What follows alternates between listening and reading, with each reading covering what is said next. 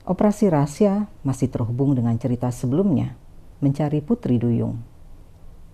Siapakah pemuda yang ditemukan para nelayan di bawah akar-akar mangrove itu, dan mengapa dia dibuang ke Segara Anakan? Sosoknya mulai terkuak dalam episode ini. Orang-orang berbahaya yang pernah disekap di markas itu telah dipindahkan ke markas polisi sebulan sebelum Presiden mundur. Namun para penculiknya bukan pemilik toko roti. Mereka anggota pasukan khusus. Operasi penculikan mereka pun bersifat sangat rahasia. Pergantian tiba-tiba ini dipicu tidak hanya oleh perubahan dalam kekuasaan, melainkan juga persaingan faksi-faksi dalam militer. Kebocoran dalam operasi membuat para pelakunya harus dikriminalkan, dianggap melakukan pelanggaran kedisiplinan. Namun pemindahan tahanan khusus ini merupakan operasi yang dianggap tidak pernah ada dan bukan bagian dari operasi komando. Operasi yang dilakukan ini bukan untuk menyelamatkan tahanan dengan membawanya ke permukiman, tetapi menghilangkannya untuk dijadikan barang bukti penguasa baru. Dia tidak menyangka akan ditinggalkan sendirian di hutan mangrove. Buaya rawa akan memangsanya. Ketika suara mesin perahu benar-benar sayup, ia menangis. Karena kelelahan, dia kemudian berbaring di antara pohon-pohon mangrove.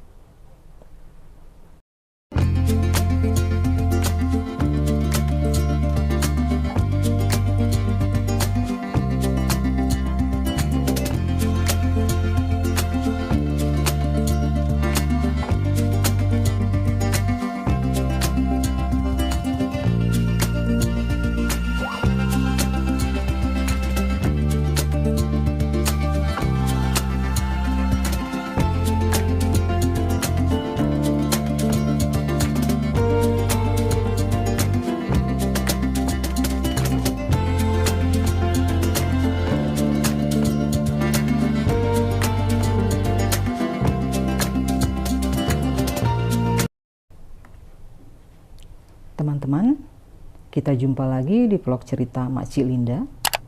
Dalam episode ke-26 ini, Makcik akan membacakan cerita Makcik yang berjudul Operasi Rahasia.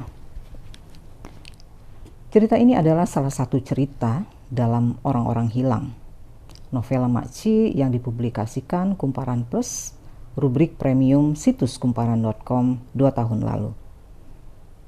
Operasi rahasia masih terhubung dengan cerita sebelumnya, mencari Putri Duyung. Siapakah pemuda yang ditemukan para nelayan di bawah akar-akar mangrove itu, dan mengapa dia dibuang ke Segara Anakan? Sosoknya mulai terkuak dalam episode ini. Jika kalian ingin membaca teks cerita ini, silakan membuka tautan Kumparan Plus di deskripsi video ini. Makcik akan membacakan operasi rahasia untuk kalian. Operasi rahasia. Lelaki itu masih disekap dalam sel khusus. Tidak begitu jelas apa yang membuatnya masih berada di situ. Apakah dia terlalu istimewa bagi penculiknya dibandingkan yang lain? Apa keistimewaannya? Apakah jawaban-jawabannya membuat penculik menganggap dia lebih berbahaya dibanding yang lain? Orang-orang berbahaya yang pernah disekap di markas itu telah dipindahkan ke markas polisi sebulan sebelum presiden mundur. Dia mengalami berbagai penyiksaan hebat, sehingga makin sukar mengingat apapun. Rasa takut membuatnya sampai ngeri bernapas. Ketika penjaga membuka pintu sel dan meletakkan nampan makanan, dia sering menahan napas. Dia bernapas lagi ketika penjaga sel pergi. Pikiran para penculik sukar dipahami. Kejahatan adalah sebuah dunia tersendiri. Seorang perempuan menculik 5 korbannya yang datang ke toko rotinya. Pada pertemuan pertama, dia menjanjikan korban memperoleh pekerjaan.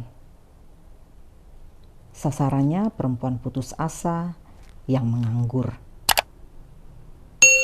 Dia membunuh mereka dengan pisau daging. Dia menampung darah mereka dalam baskom. Dia juga memotong-motong tubuh mereka. Daging mereka dimasukkannya ke mesin penggiling, dicampur darah tadi dan tepung untuk dijadikan adonan roti. Ketika dia ditanya polisi alasannya menculik dan membunuh perempuan pengangguran, dia menjawab, persembahan jiwa itu diharapkan dapat menyelamatkan jiwa putranya di medan perang.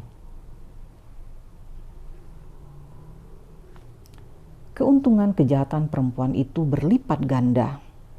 Dia juga memperoleh uang dari hasil penjualan roti berbahan manusia. Seorang lelaki senang menculik dan membunuh karena waktu kecil sering disiksa ayahnya. Dia membalas perbuatan ayahnya kepada orang lain. Karena ayahnya pergi ke alam baka waktu dia masih di taman kanak-kanak. Tapi dia menyayangi ibunya setengah mati. Dan ibunya memanggilnya Billy Willy, panggilan kesayangan. Suatu hari, dia menculik 2 bocah, kakak beradik, perempuan dan laki-laki. Dia membunuh si adik gara-gara bocah itu menolak makan kecoak. Dia batal membunuh si kakak karena bocah itu teringat kisahnya tentang ibunya dan berteriak, "Billy Willy!"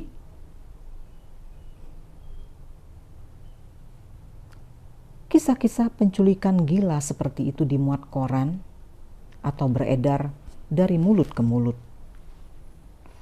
Pelakunya orang-orang biasa.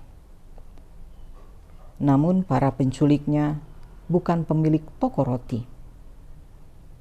Mereka anggota pasukan khusus. Dia mengetahui nama beberapa penculiknya yang mengenalkan diri, tetapi memanggil nama mereka dengan meniru aksi bocah yang diculik Billy Willy itu sama saja dengan meminta tambah jatah penyiksaan.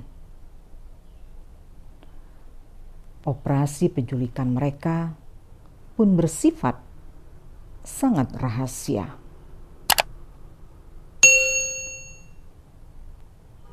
Setelah presiden mundur, komandan pasukan khusus diganti dengan cepat. Tidak ada yang mengira secepat itu. Lebih cepat dari yang dipikirkan oleh para penculiknya sekalipun.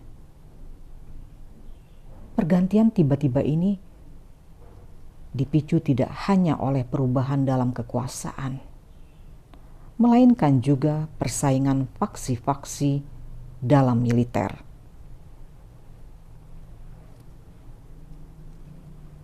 Tahanan itu tidak boleh ditemukan dalam sel oleh komandan baru, karena akan menjadi bukti yang dapat digunakan komandan baru dan pendukungnya untuk menjatuhkan komandan lama dan pendukungnya.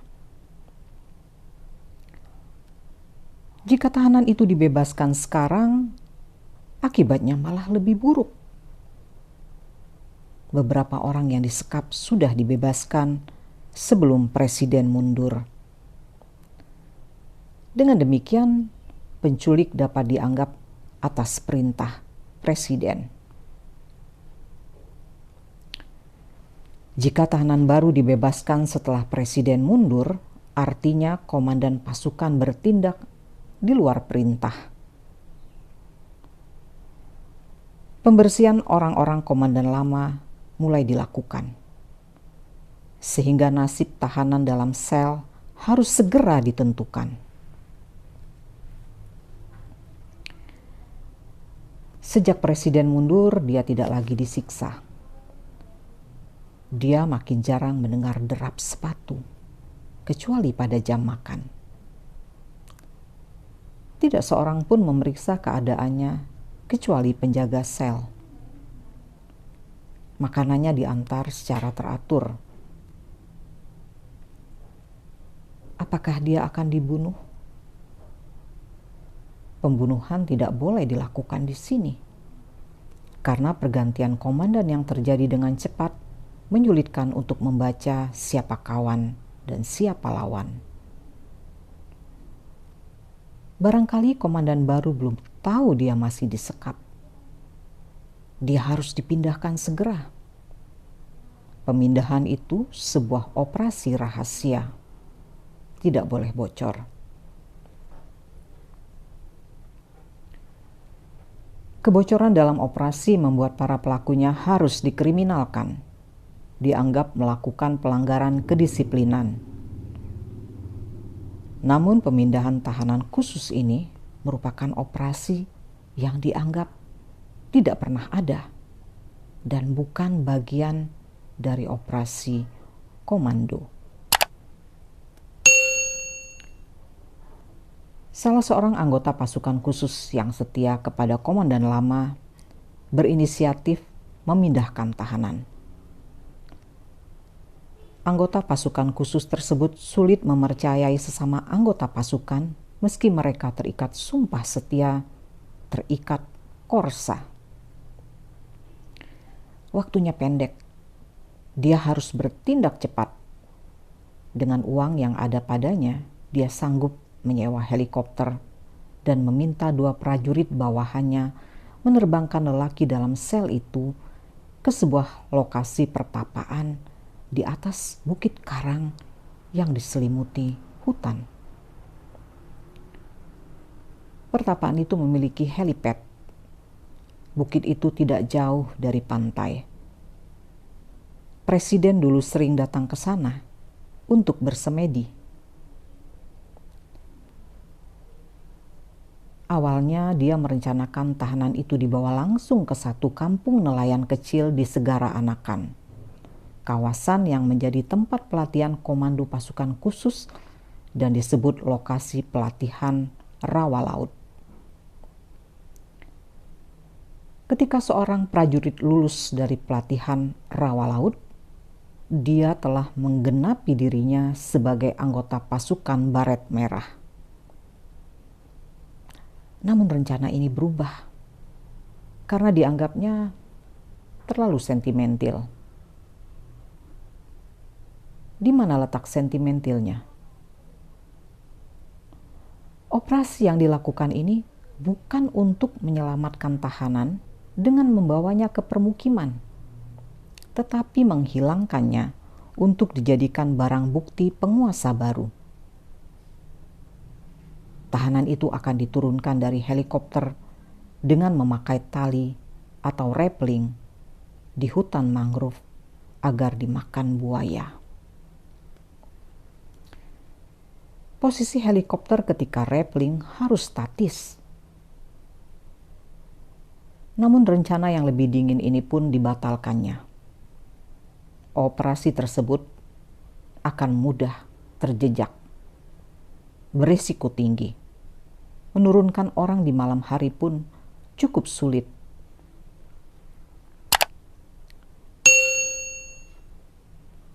Setelah memperhitungkan keamanan secara cermat, anggota pasukan khusus itu batal menugaskan 2 prajurit bawahannya membawa lelaki dalam sel naik helikopter dan menerbangkannya ke lokasi tertentu.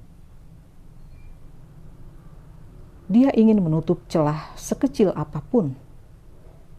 Seorang komando tidak boleh berpikir tentang kemungkinan berhasil, melainkan kemungkinan gagal. Dia memutuskan membayar seorang pilot warga negara asing untuk membawa barang titipan ini. Sang pilot biasa terbang malam hari dan melaksanakan tugas-tugas khusus. Ketika kamu membaca kisah ini, pilot tersebut sudah meninggal dan helikopter yang dikemudikannya adalah milik maskapai swasta yang disewa, sehingga tidak bisa dilacak. Pilot berkeluarga negaraan Malaysia. Hubungan politik Indonesia-Malaysia waktu itu cukup dekat.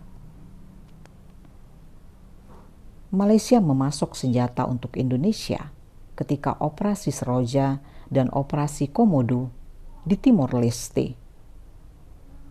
Di masa Presiden Soekarno, hubungan Indonesia-Malaysia sungguh buruk. Jenderal Murdani telah memperbaiki hubungan Indonesia-Malaysia di masa Presiden Soeharto. Murdani dekat dengan Tun Abdul Razak, Perdana Menteri Malaysia.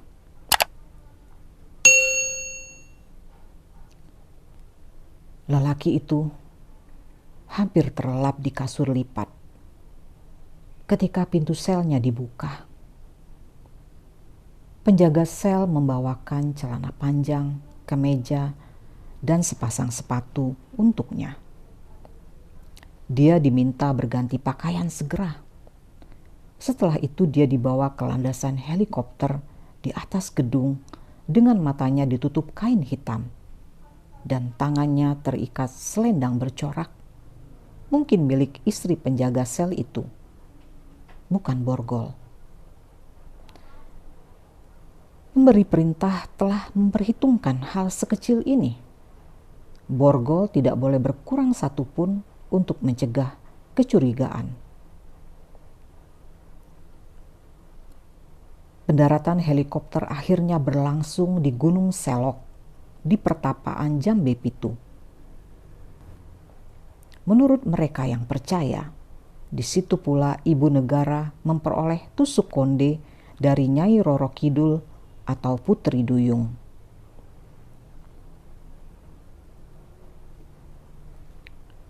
Dari pertapaan tersebut, lelaki itu digiring seseorang menuruni bukit tidak lama sesudah pilot menerbangkan kembali helikopternya menuju Jakarta.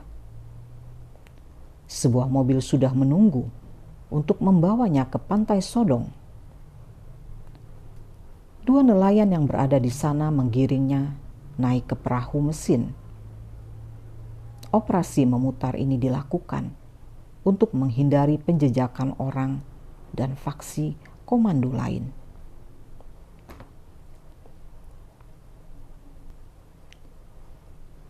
Perahu mesin bergerak dari pantai itu ke arah barat, terus melaju menuju Segara Anakan, menyusuri pesisir. Teluk Penyu sudah terlampaui. Hutan mangrove mulai terlihat. Sebelum itu hanya hamparan pasir hitam.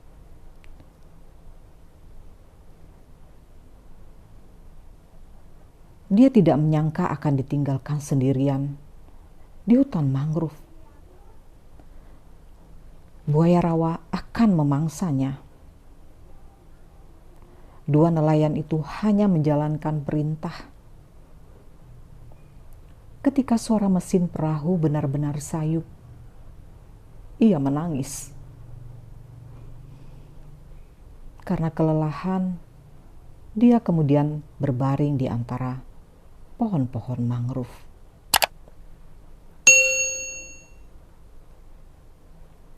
2 hari setelah pemindahan tahanan ini dengan helikopter, anggota pasukan khusus itu ditangkap. Dia sasaran pembersihan orang-orang komandan baru. Tak sepatah kata pun keluar dari mulutnya tentang komandan lama, meskipun dia disiksa habis-habisan. Dia direndam dalam tangki berisi kotoran manusia selama berhari-hari hingga rambutnya rontok, sebelum akhirnya dibebaskan atas permintaan keluarganya kepada jenderal yang baru dilantik. Kakeknya adalah pensiunan jenderal yang dihormati para jenderal. Tidak peduli penguasa sudah berganti.